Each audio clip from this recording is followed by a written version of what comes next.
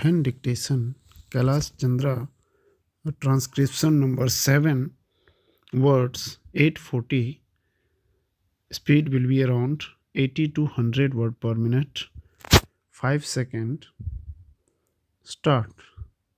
Now, I would like to say that with this measure, we are now adopting to my mind, it will not be possible to have this system or any other system functioning effectively. The number of clauses that we have included are so restrictive and rigid that it will not be possible for any system to function in this country. If at all it is able to function, it will be able to function with a lot of difficulties. It will be said afterwards that the industrial sector, particularly the private sector, has not been able to deliver the goods. I would like to warn the government that if anything happens in the future in which industrial production in the private sector has not gone up, it would be not because of any lack of efforts on the part of the private sector, but because of the measure that we are now adopting. I have mentioned several times how this particular bill is very restrictive and how it will hamper the normal growth of companies in this country. It is a pity that when we are on the threshold of the second 5 year plan, such a measure should be passed in this house. I would now like to make a few observations about the speeches of some of the honorable members here. Sri Asoka Mehta justifies the restrictions on managing agents by saying that managing agents are no longer the main source of finance. He also argues that profits have been high and will continue to remain high, and therefore, he would like to see the managing agents being paid on a sliding scale. He is in the habit of referring to a number of books and making quotations from a number of them published in America or in other countries, and particularly by some of the professors.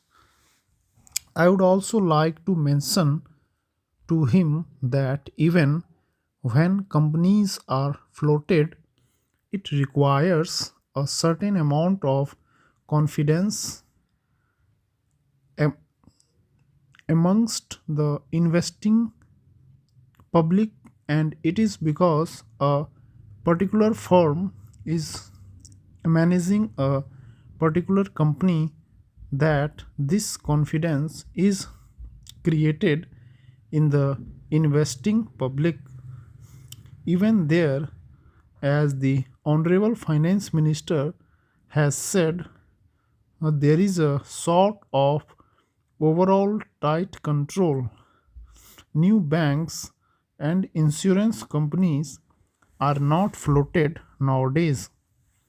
What you have are the few banks which are existing and the few insurance companies that are existing. The other point is that the credit worthiness of the managing agency firm does count to a certain extent in getting credit from the banks and other financial institutions. Yesterday, it was mentioned by my honorable friend that the crux of the problem is the question of payment of remuneration to a particular managing agency system. He said that in this bill, a definite encouragement has been given to the alternative type of management, namely the managing director or the manager, where an individual has been permitted to take 5%, while in the case of the managing agency, it has been permitted to take about 10%. I would like to point out to him that it is not merely the question of remuneration which will decide the alternative type of management. The remuneration is not a very important thing unless and until you allow a certain amount of flexibility for any system to function. It will not be possible to evolve any other system to take the place of the managing agency system.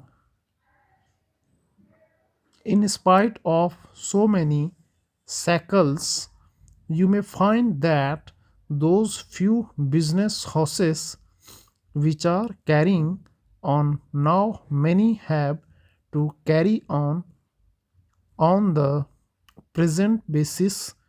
You may not find many new people coming in the field. Several times it has been mentioned in this house why the business community has not prescribed for itself a code of conduct. In this connection, I would like to point out that a degree or diploma is essential for the profession, and in case of violation of the code, sanction should be provided by it to prevent a person from practicing the profession. Today, even Asoka Mehta and Sri C.C. Shah can set up a grocery shop and become businessmen.